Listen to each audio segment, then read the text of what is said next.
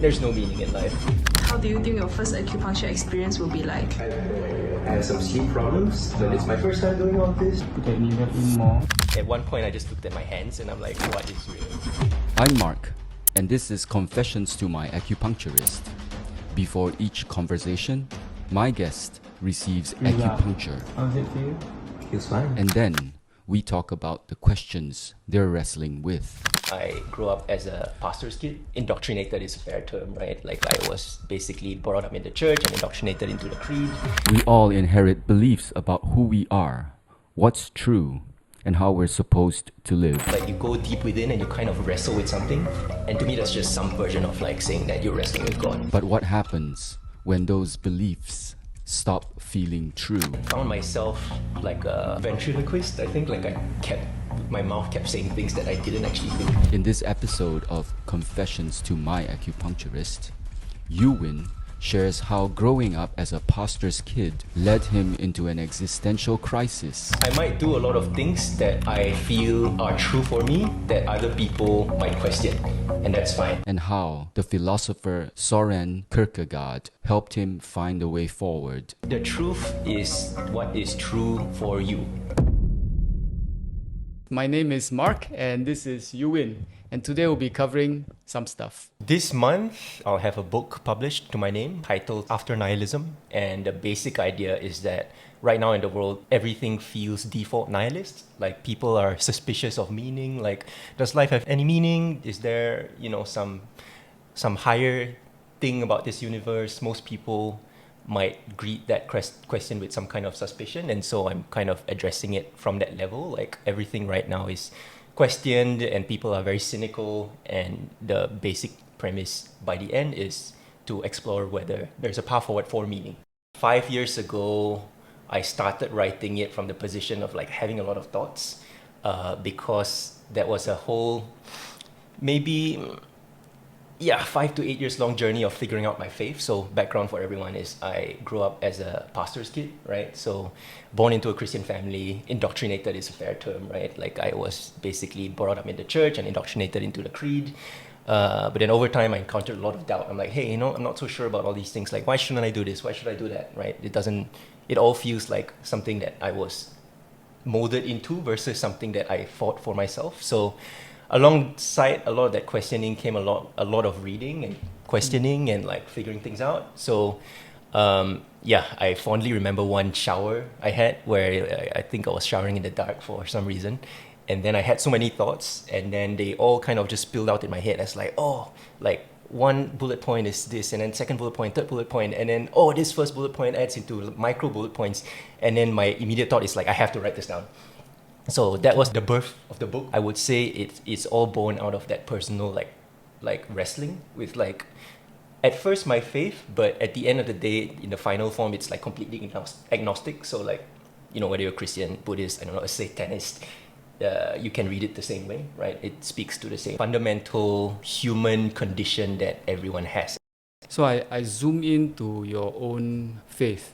It's a very unique situation. Pastor's kid, you grew up as a Christian, a certain kind of Christian. If it's okay with you, could you share some of the philosophical struggles that you went through? For sure.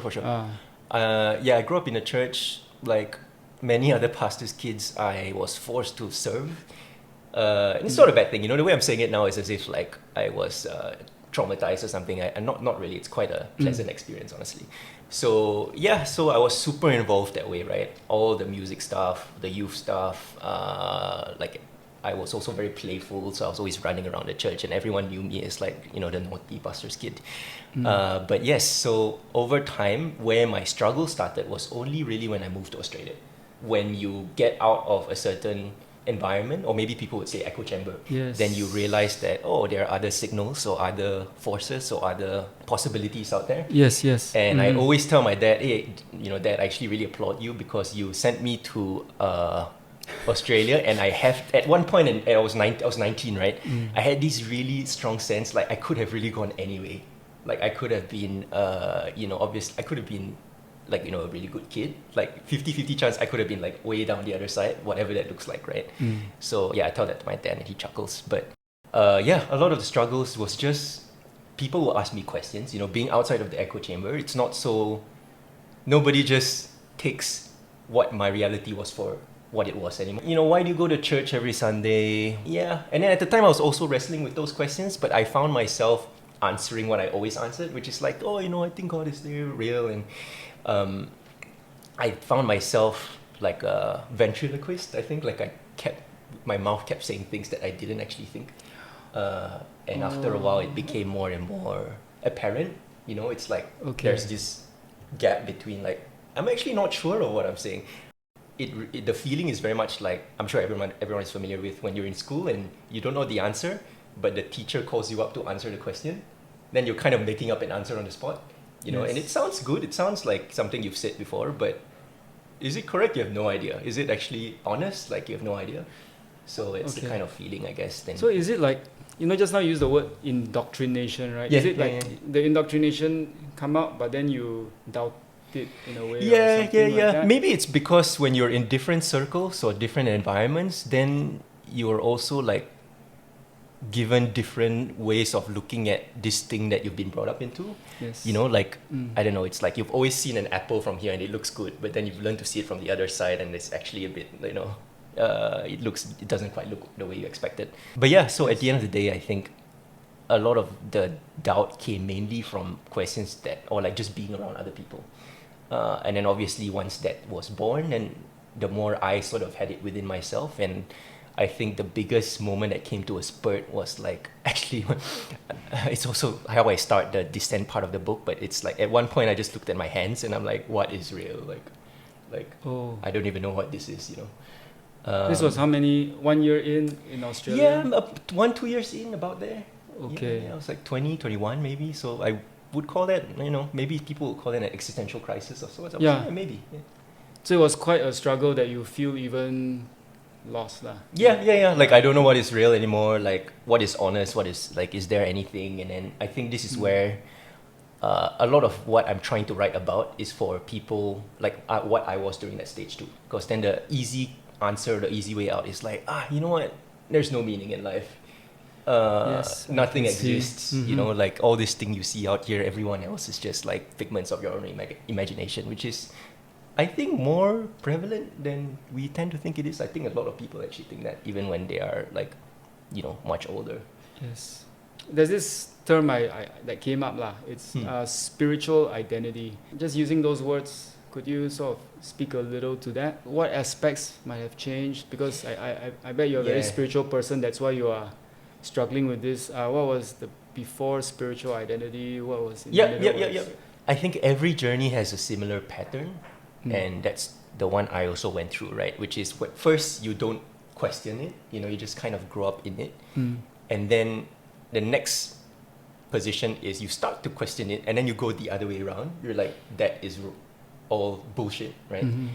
And then when you grow older or like you mature a bit, you're like, you learn to like tread the line between the two. You're this is correct, but this is also correct. There's something there, and you learn to, I guess, have a higher perspective over the two. So same thing with my spiritual identity. When I grew up, I was very much like, gung-ho Christian boy. Like I was telling my classmates, don't swear, you can't say swear words, and stuff like that. And then when I went through the existential crisis of sorts, then I went the other way. I'm kind of like, you know what, I don't know what is real. I don't think anything exists actually, and I can just do whatever I want. And so you went the other way. So let's say you're talking about vulgarities. You just went on. Yeah. I mean, Try look, all those. I think I still kept myself grounded as far as I could. I didn't like, I didn't like go crazy. But my internal like view was that, all of that was kind of questionable. I was indoctrinated, and like now I'm veering the other way. And like the honest position became like, nothing is real, right? Okay. But then it was only after thinking a lot, and actually like Kierkegaard, which is like one of my favorite writers, I came across him, and I was like, he kind of helped me understand a lot too, which is... So, okay, because the listeners may not know, I only knew when we went to your house, right. And then you had these books. And I know the guy Kierkegaard is a philosopher, but I didn't know connection to Christianity at all. Kierkegaard is a very, very complicated figure, but I think one of the traits that are quite powerful even for me now, right? Is truth is a subjective truth, basically. So what is true is not just, there's some scientific God object out there in the universe that's watching over you and trying to like compel you to do what he wants you to do and all that, right? But the truth is what is true for you, right? And now a lot of people will say like, oh, does that mean like anything that's true for you is true tonight? Okay, let's put that aside for now. What that helped me realize too is, every time you're wrestling with God and you're wrestling with like spiritual identities and all that, all you're wrestling with really is like what is true for you, right? Whether that's like, and there's always something that you're trying to wrestle with, and that's I think what I think about spiritual identities, which is if you're not a Christian, you're something else, and if you're like a Satanist, if you're not that, you're something else. I always like what Bob Dylan's song says, which is like, you might serve the Lord, you might serve the devil, but you must serve somebody. I think like that, right? And so basically the spiritual identity there is like, at the end of the day, you're always looking for this truth that is true for you, right? And like where you find that is kind of where you find God in a way. And so what that helped me realize at the time when I started getting really deep into Kierkegaard, right, is, the church, it's funny because backstory is Kierkegaard kind of hates the church too, but he thinks the church basically imposes a lot of things on the individual that makes them like more like a part of a crowd than actually a true Christian. And then that's where he starts to say like, no, actually being a true Christian means wrestling with God and learning to wrestle with like what is the truth. And there is always a gap, right? You never like, oh, I finally gotten God. I've finally gotten what is true for myself. You're always wrestling with that, but it's how you attune yourself to that makes all the difference. Can you? Yeah. This is very interesting. There's some meat in there. So you're saying this Kierkegaard. I think there are many Christians who might be going through what you mentioned. No doubt. Yeah. There was something that caught me. Part of the whole Christian journey is to continue struggling to find your own truth. The monolithic church truth is not it. Yeah. Correct. That's quite complicated. But yeah, so like Kierkegaard was known to hate the church. Like he hated the church because it represented like the crowd, basically, right? It's always like, you must do this, you must believe this. Kierkegaard, at the end of the day, identifies truth as something internal. So that's where he's like, the church is at fault for making truth external. It's like, instead of you really going deep into yourself, truth in the eyes of the church becomes something like going to church every Sunday, being ingrained in the community and like serving and then going up the ranks, I don't know, being a pastor and all that. Yeah, there's some rules involved. It becomes very, truth becomes flattened into some kind of, adherence to a norm, right? And that's where Kierkegaard, in a separate philosophical tangent, he writes about Abraham as like his hero, right? His big hero. A lot of Christians who go to church treat truth as something very safe. Like, you just go to church, you abide by the right thing, you'll be fine. You go to heaven, right? Cool, that's done deal. Yes. But then he writes about Abraham. Abraham, actually, in his book called Fear and Trembling, is the guy who obeyed God to the point of like an absurd command, which is, I think God said, go and sacrifice your son, right? And then Abraham was like, yes, cool, I'll do that. And then Kierkegaard basically writes about 100 pages saying like, it was such an absurd command because he couldn't even tell anyone this. If he told Sarah, his wife, or like other people that, hey, God told me to kill my son, I'm going to kill my son tonight, they'll be like, what the hell is wrong with you, right? You're insane. And so that is where like Kierkegaard also writes, your true relationship with God is something you wrestle with internally, but it's also sometimes very absurd. Like, it might be very questionable too. But then in one part of the book, he also writes about, case in point, going back to what we mentioned, a lot of pastors today will preach about Abraham, in a very like flat sort of way. So like, Abraham is the father of faith. He was the guy who really obeyed God. And so everyone must be like Abraham, without actually reckoning with like, no, Abraham was actually batshit crazy, like, almost insane if anybody knew actually what he was going to do before he did it. And so, yeah, I think it's that big separation between like what's subjectively true, and that is the relationship with God, and then the church sometimes flattens that a lot and makes things very safe, and then kind of imposes itself on this thing, and then, it makes Christianity cheap. Makes Christianity cheap. Yeah. Can you... Cheap means what? Mass? Cheap, like it means... cheapens or flattens what is supposed to be... Kierkegaard would say something like it finitizes what is supposed to be infinite. It makes a big relationship feel like just adherence to laws or participation in an in-group or stuff like that. Okay. So just now you said something that caught me also. You said something about your internal truth in relation to God. It can be quite ridiculous. Yeah. Okay, so how I understand it is like you could be living in a certain way or understanding the world in a certain way, and other people look at you and they'll judge you. You can say you're a lousy Christian, or you're spiritually wrong, or whatever.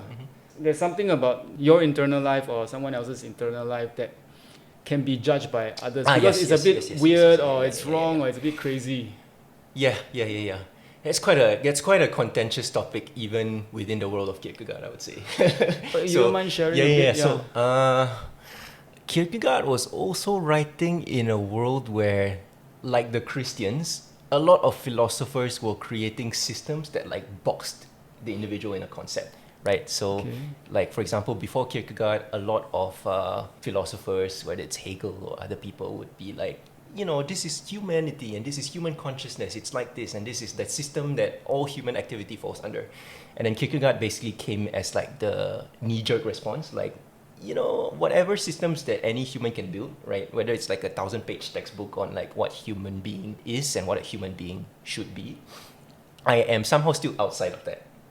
So his impulse is like, no matter what people say I am something else. I am something deeper inside me. The truth is what is true for me.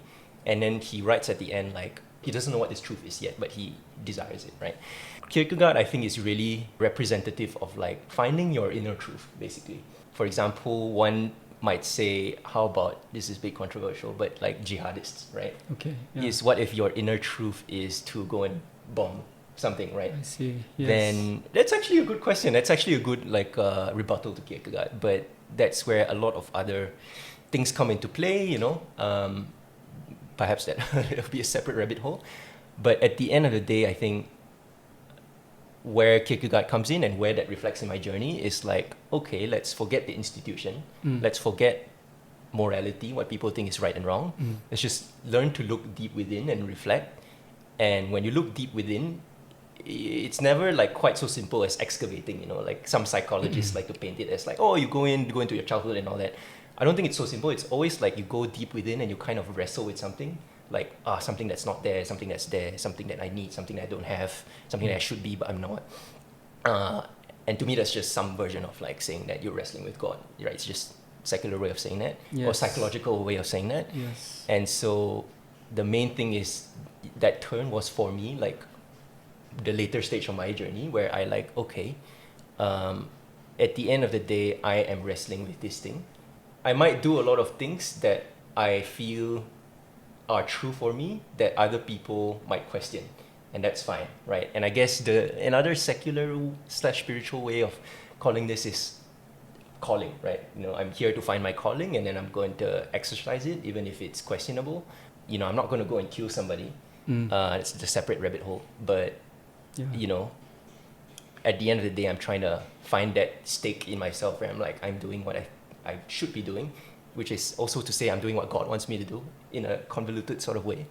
And then just living out that sort of stance. So like, I'm just thinking of a modern day Christian, and I don't know, the way you say it allows that person who feels like his journey or his worldview or even his morality is a bit not like what the institution is saying. Then that gives this person a way forward, I feel. Yep. Right, because it allows, if I'm that person, then I can feel my way through, and it could be a lifelong thing. And I can go to different congregations or different, you can say, spiritual leaders or pastors or churches and say, okay, I may not agree, but I learned something that is useful from here. Or I can go to others and disagree with most things, but I can still appreciate it. It doesn't have to be too black and white, because I just take whatever works for me. That's what I sort of take away. Is that it? Essentially, and I think that's what everyone goes through too, right? Because even whether it's a church or a family, actually, we just watched Michael, the movie on Michael Jackson, and I guess the church for Kierkegaard would be Michael Jackson's dad, because in the movie, basically, the whole of Michael Jackson's life, without spoiling it, was spent on trying to evade his dad's control, right? But then I guess if you put that in a way that reflects what I got a lot from Kierkegaard, but also my own life, it's hey, there are all these forces out there, and you a lot of things out there to box you into something, but you're always slipping outside of that in search of the truth that's true for you, and you might end up challenging a lot of norms. I think that's the whole point, right? Because for example, what is right and wrong now was not the same as 300 years ago, right? So that's a self-revising process, right? And perhaps you can play a part in that. Okay, Thank you for this conversation. The thing that hit me was the truth that is true for you, right? Very Kierkegaard. Yes. So thank you for listening in to this convo. So Kierkegaard and what's true for you. I learned so much as an acupuncturist from Mr. Euwyn, and thank you for listening. Bye-bye. Okay. Nice. Yeah, I was like